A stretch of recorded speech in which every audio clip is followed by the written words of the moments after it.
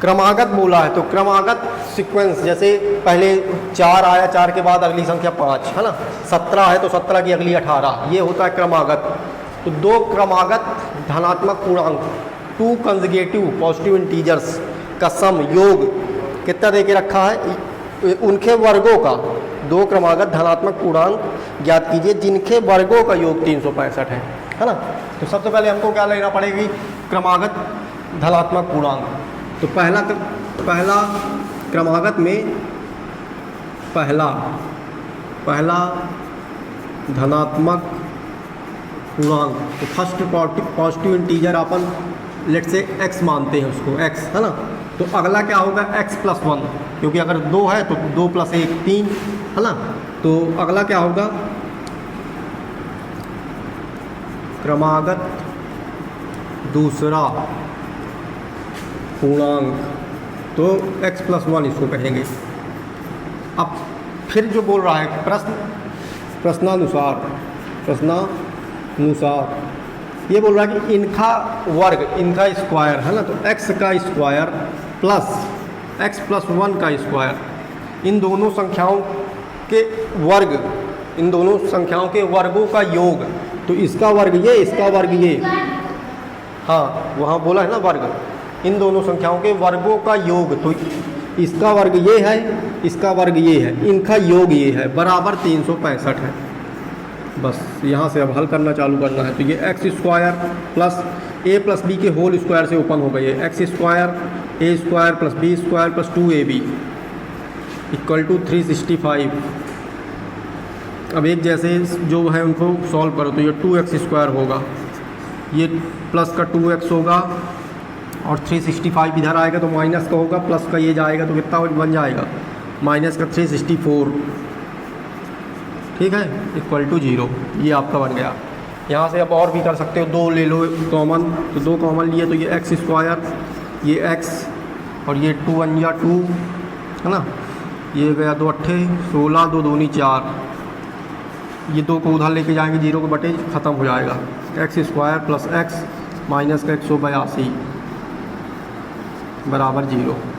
ये आपका द्विघात समीकरण बन गया है। इसको अब इसका गुणनखंड करना है मध्य पद विभक्त विधि से, वही अभी तक सीखे हैं तो उसी से करेंगे।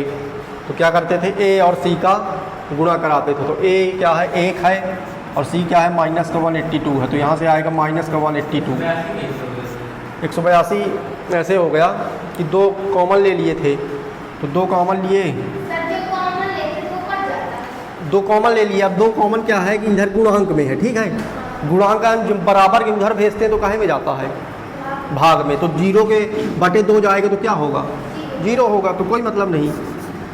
इसलिए इधर गुणे में आ गया, गुणा हम बराबर के उधर भेजे तो भाग में चला गया तो 0 हो गया, ठीक है। तो वो चीज़ 0 हो जाती है। और सरल करने के लिए यहाँ से भी तुम हल कर सकते हो, यहाँ से भी हल कर सकते हो। तो अपने को ये प्लस का 1 आ रहा है ना, तो 14 - 13, ठीक है। चलो x square plus 14x minus का 13x माइनस 182। अब यहाँ से कॉमन लीजिए, तो यहाँ से कॉमन क्या लेंगे, एक बार x लेंगे कॉमन, तो यहाँ से x बचेगा और 14 आएगा। फिर अगली बार माइनस का 13 लेंगे तो x आएगा और 14 आएगा। यहाँ से x माइनस का 13 एक बार निकल आया और ये जो है एक बार निकल आया। दोनों को एक बार 0 के बराबर रखेंगे तो एक बार x का मान 13 आएगा, एक बार x का मान माइनस का 14 आएगा। माइनस का काम अपने को है नहीं तो अपना वैल्यू ये मिल जाएगी। तो पहला धनात्मक पूर्णांक क्या हो जाएगा, x है ना, तो x बराबर 13 है। तो पहला धनात्मक पूर्णांक क्या निकला यहाँ से, पहला धनात्मक पूर्णांक, तो x अपना 13 है। और अगला क्रमागत तो x + 1, तो x + 1 क्या होगा, 13 + 1 14। तो दूसरा ये है, पहली संख्या ये है, दूसरी संख्या ये है। इनके वर्गों का योग, इनके वर्ग कर लो तो 13 का वर्ग होता है 169 और 14 का होता है, कितना होता है 14 का, 196। इन दोनों का योग 365 आना चाहिए। तो 9 6 15 की 5 हासिल है, ये 9 6 15 15 1 16, 2 2 3 365 आ रहा, सही है, ठीक है ना। एक समकोण त्रिभुज की ऊंचाई इसके आधार से 7 सेंटीमीटर कम है। एक समकोण त्रिभुज की ऊंचाई, हाँ, इसके आधार से 7 सेंटीमीटर कम है। एक समकोण त्रिभुज की ऊंचाई, ये ऊंचाई होती है, ये आधार होता है, ये कर्ण होता है। तो ऊंचाई आधार से 7 सेंटीमीटर कम है। तो हमने माना आधार x है, तो ऊंचाई क्या होगी? आधार से 7 सेंटीमीटर कम है, तो x माइनस 7, ये आधार x हो गया, ऊंचाई x माइनस 7 हो गई। उसके बाद क्या बोल रहा है? यदि कर्ण 13 सेंटीमीटर हो, तो अन्य दो भुजाएं बताइए। तो माना आधार, हाँ, जिसको वेरिएबल बोले, जैसे इसको बोल रहा है कि ये इससे आधार से 7 कम है, तो हमको आधार कुछ मानना पड़ेगा ना भाई, किससे 7 कम? तो x से, माना x से 7 कम है, ठीक है, जिससे तुलना करे उसको अपन को वेरिएबल मान लेना है। तो माना आधार x है, ठीक है, तो ऊंचाई क्या हो जाएगी? यहाँ से ऊंचाई आधार से 7 कम है, तो x माइनस 7 हो जाएगी, आधार से 7 कम है, ये हो गया। अब अन्य भुजाएं, तो हम जानते हैं कि समकोण त्रिभुज में पाइथागोरस प्रमेय लगा सकते हैं। तो समकोण त्रिभुज में पाइथागोरस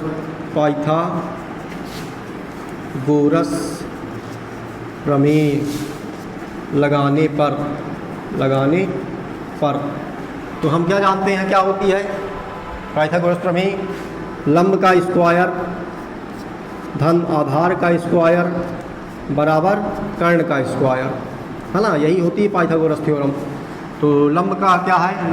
लंबाई x माइनस 7 का स्क्वायर प्लस आधार क्या है? आधार x का स्क्वायर, ऊंचाई कर्ण क्या है? 13 का स्क्वायर, ठीक है। यहाँ से क्या प्राप्त हो रहा है? इसका a माइनस बी के होल स्क्वायर से ओपन होगा ये, ठीक है, a माइनस बी के होल स्क्वायर से। तो a का स्क्वायर प्लस b का स्क्वायर माइनस 2ab, तो a का स्क्वायर क्या है? x स्क्वायर, b का स्क्वायर क्या है? 7 का स्क्वायर मतलब 49, फिर माइनस 2ab, तो 2 इंटू a इंटू बी, तो 7 दूनी 14x, माइनस का 14x, ठीक है। उसके बाद x स्क्वायर, तो ये x स्क्वायर रहेगा, ये हो जाएगा 13 का स्क्वायर, अभी देखे थे 169 आता है। अब सबको एक तरफ ले लो, समीकरण बना, 2x स्क्वायर होगा, ठीक है। उसके बाद माइनस का 14x, ये 169 इधर आएगा तो माइनस बनेगा, और ये 49 प्लस का था, तो ये 2x स्क्वायर, ये 14x, इसको हल करोगे तो क्या आएगा? 9 गया इधर से, 60 बचा, 40 गया तो 120 बचा, 120 बराबर 0। अब फिर से 2 कॉमन ले सकते हैं, 2 कॉमन लिए x square minus 7x minus का 60, 2 उधर जाएगा 0, ये बच जाएगा x स्क्वायर 7x माइनस 60, ये हो गया। ये आपका द्विघात समीकरण बन गई। अब इस द्विघात समीकरण को आपको गुणनखंड विधि, मध्य पद विभक्ति विधि से हल करने देना है। तो a और c, a क्या है? 1 और c क्या है? माइनस का 60, तो माइनस का 60, माइनस से 60 को ऐसा तोड़ना है कि गुणनफल माइनस का 60 आए और योगफल माइनस का 7 आए। क्या बनाएंगे? तो 60 का पहले वो क्या कर लीजिए आप, गुणनखंड, तो 60 का गुणनखंड कर लीजिए। तो 2 30, 2 15, 3 5, 5 कम 5, 5 त्याई 15, 2 दूनी 4, 7 आना चाहिए, 3 दूनी 6, 5 दूनी 10, इसमें भी नहीं आ रहा, तो 3 दूनी 6, 6 दूनी 12, 12 5, हाँ 12 और 5, 12 पंचे 60 और 12 5 7, ठीक है, 12 और 5 आएगा इसका। x स्क्वायर माइनस का 12x प्लस का 5x माइनस का 60, तो 12 पंचे 60 भी होगा और 12 5 गई 7 भी आएगा। यहाँ से x कॉमन लेंगे, x माइनस का 12, यहाँ से 5 लेंगे तो x माइनस का 12, अब x माइनस का 12 और x प्लस का 5, तो यहाँ से x बराबर 12 आएगा और अगली वैल्यू माइनस का 5 आएगी। माइनस की वैल्यू हमारे काम की नहीं है, हमारे काम की जो है ये है x बराबर 12। तो हमने x क्या माना था? आधार को, तो आधार 12 आ गया, आधार 12 आ गया, आधार 12 सेंटीमीटर। उसके बाद लंबाई क्या थी? आधार में 7 घटा दीजिए, तो लंबाई आधार में 7 घटाइए, तो आधार में 7 घटाएंगे तो 5 सेंटीमीटर ये आएगी, ठीक है। ये 12, वो 5, ये 13। अब लगा लीजिए कि क्या पाइथागोरस इसमें फिट बैठ रही है, तो लगाते हैं। तो कर्ण का स्क्वायर, कर्ण ये है 13 का स्क्वायर बराबर होना चाहिए 12 का स्क्वायर धन 5 के स्क्वायर के। तो 13 का स्क्वायर 169 होता है, 12 का स्क्वायर 144 होता है, 5 का स्क्वायर 25 होता है। इसको जोड़ेंगे 169 आएगा, ये भी 169 आ रहा है, सही है, ठीक है ना। ये हो गई उत्तर की जाँच। हाँ मतलब अपने भाई जस्टिफाई भी करना है उत्तर की जाँच भाई। उसने ये बोला था कि ये आधार है, ये लंब है, ये कर्ण है, तो क्योंकि ये समकोण त्रिभुज है तो पाइथागोरस प्रमेय इसमें सिद्ध होनी चाहिए कि कर्ण का स्क्वायर बराबर होगा लंब के स्क्वायर और आधार के स्क्वायर से। तो हमने जब वैल्यू निकाल ली तो रख के देखा, हाँ बराबर हो रहा, मतलब सही है, क्वेश्चन हमने सही। कुटीर उद्योग एक दिन में कुछ बर्तनों का निर्माण करता है, तो जहाँ पे कुछ आ गया यही हमारा वेरिएबल है, x बर्तनों का निर्माण करता है, ठीक है। एक विशेष दिन यह देखा गया कि प्रत्येक नग की निर्माण लागत उस दिन के निर्माण किए गए बर्तनों की संख्या के दुगने से 3 अधिक है। तो देखो कैसे है, सबसे पहले तो अपन उद्योग में कुछ बर्तनों का निर्माण होता है, तो जो बर्तनों का निर्माण होता है उसका इसको कह देते हैं x, बर्तनों का निर्माण, x बर्तनों का निर्माण होता है, ठीक है, x बर्तनों का निर्माण होता है। अब उसकी लागत एक विशेष दिन, किसी एक पर्टिकुलर डे में, एक विशेष दिन में यह देखा गया प्रत्येक नग की निर्माण लागत उस दिन के निर्माण किए गए बर्तनों की संख्या के दुगने से 3 अधिक है। उस दिन हम हर दिन x बर्तन निर्माण करते हैं, तो उस दिन की बर्तनों के निर्माण की संख्या से 2 गुना, तो x का 2 गुना, ठीक है, और उससे 3 अधिक, तो +3 ये इसकी लागत है। ये क्या है? लागत है। ये बनी इक्वेशन। एक दिन में x बर्तन निर्माण करते हैं, लागत कितनी होती है? सर प्रत्येक नग की निर्माण लागत लिख सकते हैं ना? हाँ, प्रत्येक नग की निर्माण लागत है ये, ठीक है, प्रत्येक नग की निर्माण लागत है ये, प्रत्येक नग निर्माण लागत, नग निर्माण लागत, तो ये बनेगा उस दिन जितने बर्तन बने उसके दुगने से 3 अधिक, उसके दुगने से 3 अधिक है। यदि उस दिन की कुल निर्माण लागत 90 थी तो निर्मित बर्तनों की संख्या और प्रत्येक नग की लागत, अब ये तो न बर्तन थे, ये लागत थी, इनका गुणांक 90 है। ये बर्तन है, ये इतने बर्तन है, हर बर्तन की लागत कितनी है? 2x + 3 है, इसका टोटल सम 90 आ रहा है। जितने भी बर्तन बनेंगे, मान लो 15 बर्तन बने और हर बर्तन की लागत कितनी है? एक बर्तन की लागत 6 रुपये है, ये लागत है, ये बर्तन है, तो 15 छक्का 90, ये 90 आ रहा है। यहाँ से अपने को निकालना है, तो इससे हल करो तो x 2x स्क्वायर धन 3x बराबर का 90, 2x स्क्वायर + 3x, 90 इधर आएगा माइनस का 90। अब वही करना है फिर से, 90 दूनी 180, माइनस के 180 को तोड़ो कि गुणनफल 180 आए और योगफल धन का 3 आए। कैसे? दो को कॉमन नहीं ले, इसमें कॉमन नहीं ले सकते क्योंकि इसमें 3 है ना, तो वो ना बन पाएगा, 3/2 आ जाएगा। तो 180 को तोड़ते हैं,